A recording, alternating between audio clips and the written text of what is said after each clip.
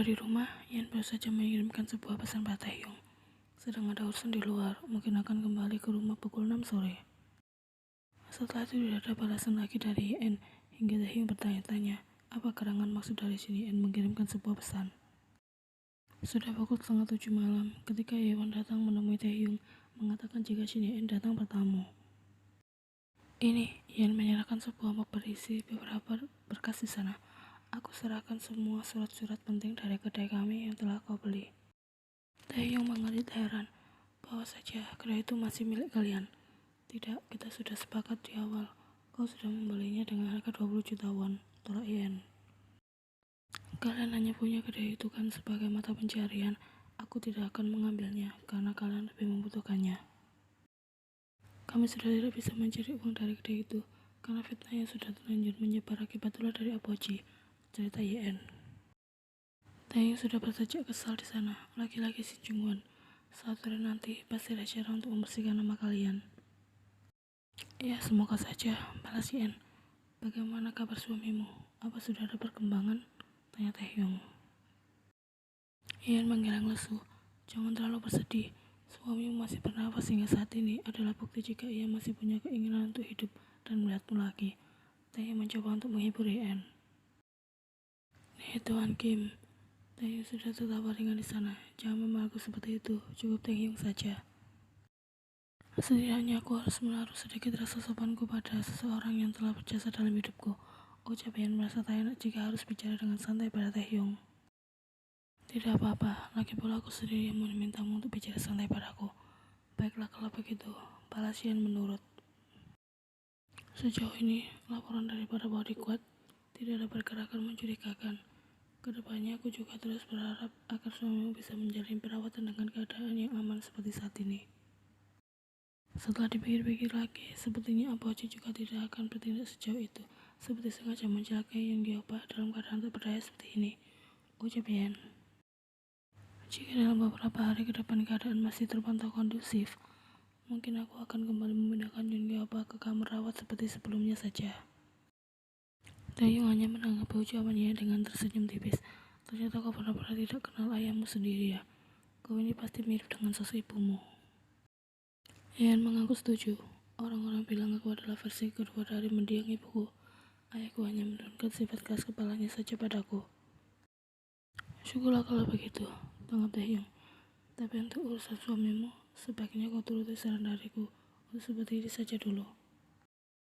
Jangan pikirkan biayanya, karena aku tidak pernah menganggap hal ini sebagai hutang yang harus kau bayar suatu hari nanti. Percayalah padaku, ayahmu adalah orang yang tidak bisa ditebak kapan dia akan bergerak dan bertindak. Lagi pula jika keamanan terjamin seperti ini, kalau berleluasa untuk melakukan hal lain di luar tanpa khawatir meninggalkan suamimu di rumah sakit sendirian. Ucapan Taehyung memang ada benarnya, jadi Ian memilih untuk menurut saja. Semakin banyak mengobrol dengan Taehyung, Ian semakin menyadari seberapa baik sifat lelaki itu. Aku tidak ingin mengecewakan diriku sendiri dan juga wanita yang akan menjadi pasanganku. Ucap Taehyung ketika Ian bertanya alasan dia yang sudah memutuskan untuk tidak akan pernah menikah. Aku memiliki banyak sekali kekurangan yang membuat orang lain tidak akan bisa menerima keadaanku apa adanya.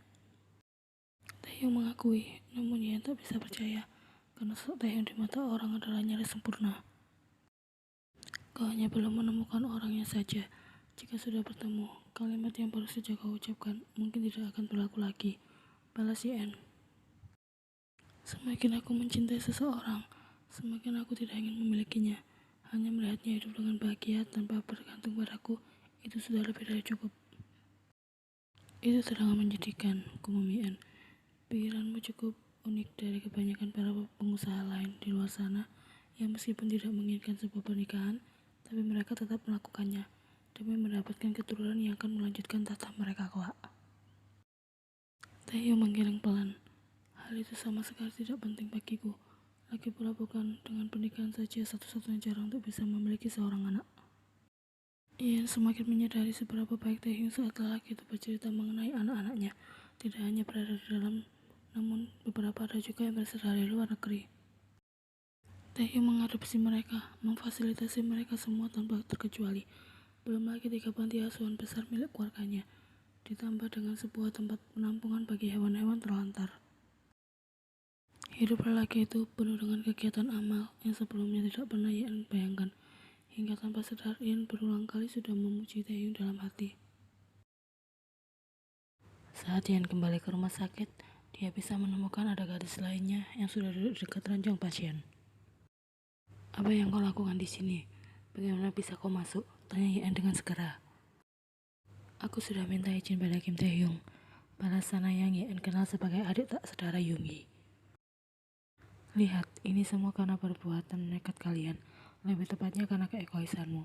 Andai saja kau menolak perasaan Yoongi Oppa, dia mungkin tidak akan berakhir seperti ini. Selain dibenci oleh apaku, Yoongi Oppa juga jadi dibenci oleh apamu. Jika sudah seperti ini, hidup seperti apa yang akan kalian jalani? Kalian tidak akan bisa hidup dengan nyaman hingga mati," lanjut Sana. Meskipun kala itu Yoongi masih memiliki orang tua, tapi dia adalah anak adopsi dari ayah Sana. Seluruh pendidikan hingga ke jenjang perkuliahan dan segala kebutuhannya dibiayai secara penuh. Sana sudah lama menaruh perasaan pada Yoongi. Saat ayahnya mengetahui hal itu, dia dengan segera mendapatkan restu, berharap mereka bisa menikah dan melanjutkan bisnis keluarga. Karena bagaimanapun juga, ayah Sana telah mengenal Yoongi sebagai sosok yang baik dan bertanggung jawab. Namun ternyata, saat Sana mengungkapkan perasaannya, Yoongi hanya menganggap Sana sebagai adik perempuan yang manis, tidak lebih dari itu. Sana yang patah hati berhasil menarik perhatian sang ayah, yang kemudian mencoba bicara pada Yoongi, namun tak membuahkan hasil. Lelaki itu sudah terlanjur jatuh hati pada Shin Ye-en. Saat itu juga, keluarga Sana memutuskan hubungan mereka dengan Yoongi, menganggap Yoongi bagaikan kacang yang lupa akan kulitnya. "Jangan sembarangan bicara, kejadian yang menimpa Yoongi Oppa adalah murni karena kecelakaan," sangkal Ye-en. "Kau masih percaya itu hanya sebuah kebetulan?" balas Sana yang membuat Ye-en terdiam. Meskipun Taehyung sudah berulang kali mengingatkan tentang Shin Junwan yang sulit untuk ditebak, namun hingga saat ini, Ye-en masih tidak mempercayai jika ayahnya akan berbuat nekat hingga tega mengirim Yoongi ke akhirat. "Yoongi Oppa telah melewati jatuhnya masa tempo untuk membayar semua hutangnya pada keluarga kami," ucap Sana. "Apa yang kau bicarakan? Hutang? Hutang apa?" tanya Ye-en tidak mengerti. Dia belum pernah mendengarkan hal macam ini dari mulut Yoongi. "Hutang segala hal yang pernah keluarga kami berikan, mulai dari pendidikan, makan, pakaian, hingga tempat tinggal. Jumlahnya sebesar 4 miliar won. Yen sudah terbelalak tak percaya. 4 miliar won. Bagaimana bisa? Gumamnya merasa sangat terkejut. Karena sudah terlalu murka, ayahku hendak mengirimkannya pergi ke akhirat. Beliau menganggap lelaki ini seperti tidak pantas untuk hidup di dunia ini lagi, ucap Sana. Meskipun lelaki ini telah membuat perasaanku terluka dan membuatku benci, namun lagi-lagi aku dikalahkan oleh perasaan cintaku padanya yang masih saja tersisa. Itu sebabnya aku datang kemari. Jika aku benar-benar membencinya, aku pasti tidak akan memberikan peringatan ini padamu dan membiarkan ayahku menjalankan tugasnya untuk menyingkirkan Yoongi Oppa dari dunia ini, lanjutnya. Jadi bukan si Junwan, melainkan ayah dari Sana yang sudah merencanakan semua ini. Aku peringatkan padamu dan ayahmu, jangan pernah berani menyentuh suamiku. Minggu depan, ucap Sana kemudian, jika uang sebesar 4 miliar won itu tidak kunjung kalian berikan, maka bisa kami pastikan kau akan segera mengadakan upacara pemakaman setelah ini. Hentikan, aku bisa saja menuntutmu karena sudah mengatakan hal kurang ajar seperti ini padaku, sentai Yen. Jangan bicara omong kosong, kau bahkan tidak punya kuasa untuk mengendalikan hukum, balas Sana dengan raut mengejek. Menuntut uang sebesar 4 miliar won pada seseorang yang telah keluarga kalian adopsi, padahal sejak awal kalian tidak pernah menganggap hal itu sebagai hutang yang harus dibayarkan suatu hari nanti. Bagi keluarga kami, itu bahkan kurang dari cukup untuk membayar semuanya, ucap Sana. Bahkan ada satu hal yang tidak bisa Yoongi Oppa gantikan dengan uang sebesar apapun itu, yaitu kehormatanku. Dia merenggutnya saat aku masih berusia 18 tahun kala itu. Yen benar-benar syok mendengarnya. Selama ini dia selalu menganggap jika Yoongi adalah lelaki yang sangat baik dan polos. Namun sebuah fakta menampar Yen dengan keras. Yoongi Oppa sudah berjanji akan menikahiku, tapi dia justru mengingkarinya, Ucapan sana tidak bisa Yan percaya, namun dia ketakutan jika itu adalah sebuah fakta. Yan mencoba untuk menunggu dan mempercayainya jika sudah mendengar hal itu dari mulut Yoongi secara langsung. Untuk saat ini, yang harus Yan lakukan adalah melunasi hutang Yoongi, karena nyawa suaminya itu tengah terancam. Tuan Kim, Nona Sin datang dan mencari Anda, ucap Yeon yang sudah masuk ke dalam kamar Taehyung, di mana lelaki itu tengah melepas dasi di lehernya. Lagi, tanya Taehyung heran, bukankah tadi pagi dia sudah datang kemari? Iya, dia datang lagi. Aku akan segera menemuinya, balas Taehyung singkat. Rian baru menunggu sebentar ketika melihat Taehyung datang menghampiri ia di sana. Ada apa? Aku butuh sesuatu, apa kau bisa membantuku? Pinta Yen. Butuh apa? Uang. Aku baru mengetahui fakta jika Yoongi Oppa punya hutang pada seseorang yang harus segera dilunasi minggu depan. Balas Yen.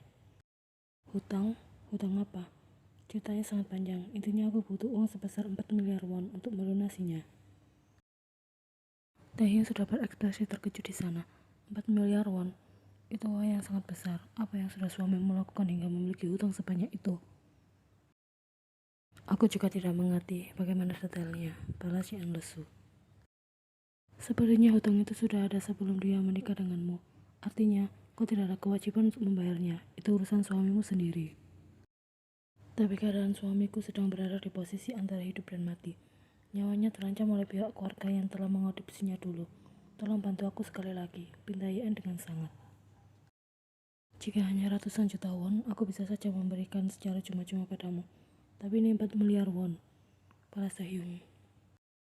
Aku tahu, aku akan melakukan apa saja jika kau mau memberikan uang itu padaku. Taehyung sudah menatap lekat ia di sana. Apa saja? Tanyanya memastikan. Ini apa saja? Jawabnya dengan segera. Kalau begitu aku mau tubuhmu, ucap Taehyung tanpa ragu. Layani aku selama 1 bulan penuh. Yen memenuhi kamar Taehyung. Tubuh gadis itu naik turun di atas tubuh Taehyung. Sementara sebelah tangan lelaki itu memainkan.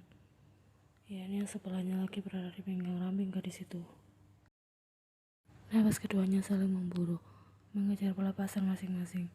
Beberapa saat kemudian, gadis itu ambruk di atas tubuh Taehyung. Lelaki itu memanfaat keadaan dengan memakut Yen dengan lembut di sana. Aku lelah, keluh Yen dengan suara parau. Aku belum, menikmati saja. Biar aku yang bergerak. Pada saya memutar posisi mereka hingga kini Yen menjadi berbaring telentang. Sementara Taehyung sudah berpindah dari posisinya. Lelaki itu bergerak memberikan tanda di leher Yen, membuat gadis itu sedikit memekik di celah. Yang semakin lama semakin terdengar nyaring. Begitu Taehyung bergerak, lebih menyusuri tubuh ramping gadis itu hingga ke bagian bawah tubuhnya. Taehyung meraih lutut Yen, membuka akses bagi dirinya sendiri untuk masuk dan kegiatan itu kembali berlanjut. Keesokan harinya, Yen terbangun dengan posisi Taehyung yang memeluknya. Tubuh keduanya berbagi selimut yang sama tanpa selai benang apapun. Yen bangun dengan perlahan setelah memindahkan tangan Taehyung dari pinggangnya. Ia menatap wajah lelaki itu kemudian berpikir bagaimana bisa dia melakukan hal ini untuk kedua kalinya. Setelah menganggap kejadian kemarin akan menjadi awal sekaligus akhir. Namun jauh di dalam lubuk hati Yen saat ini, dia merasa resah akan ucapan yang belum sebelumnya benar mengenai Yoongi. Yen merasa marah namun tak bisa melampiaskannya maupun mencari fakta yang sebenarnya. Yena, kembalilah berbaring. Ini masih terlalu pagi. Ucap Taehyung sudah menarik tangannya di sana. Aku lapar, tidak bisa kembali tertidur lagi. Tolak Yen, aku akan keluar untuk mencari makanan sebentar. Tidak perlu, aku akan meminta para maid menyiapkan sarapan. Tunggu sebentar. Taehyung segera bangun dari posisinya. Lelaki itu meraih telepon di atas meja nagas, menghubungi bagian dapur untuk menyiapkan makanan. Sembari menunggu makanan siap, kau bisa membersihkan diri terlebih dahulu, ucap Taehyung setelahnya. Yen mengangguk dengan canggung. Dia hampir keluar dari dalam selimut ketika Taehyung justru meraih tangannya, membawa gadis itu memasuki kamar mandi bersama dan melanjutkan kegiatan semalam di dalam sana. Yen telah berada di titik pasrah ketika Taehyung membuatnya mencengkeram erat meja wastafel. Ketika tusukan demi tusukan itu, Taehyung lancarkan tanpa henti dan temponya semakin lama semakin cepat, hingga menimbulkan itu keluar dari bibir Yen. Setelah Taehyung mendapatkan pelepasannya, lelaki itu bergerak pundak Yen, kemudian turun ke punggungnya di saat keduanya masih menetralkan nafas yang sama-sama memburu. Taehyung menuntun gadis itu untuk berdiri dengan tegak, kemudian menyalakan shower di atas kepala mereka, hingga air hangat itu mulai membasahi tubuh keduanya. Bibir Taehyung kembali berulah dengan bibir Yen di sana. Kau sangat candu, Yena, Miyane, karena aku sudah membawamu ke dalam situasi seperti ini, yang terkesan aku tengah memanfaatkan keadaanmu. Tapi aku benar-benar tidak bisa berhenti sekarang. Bisik Taehyung tepat di belakang tubuh gadis itu. Bukan kau yang membawaku masuk ke dalam situasi seperti ini, melainkan suamiku sendiri. Balas Yen yang membuat Taehyung terkejut. Sepertinya gadis itu benar-benar merasa kecewa pada sang suami.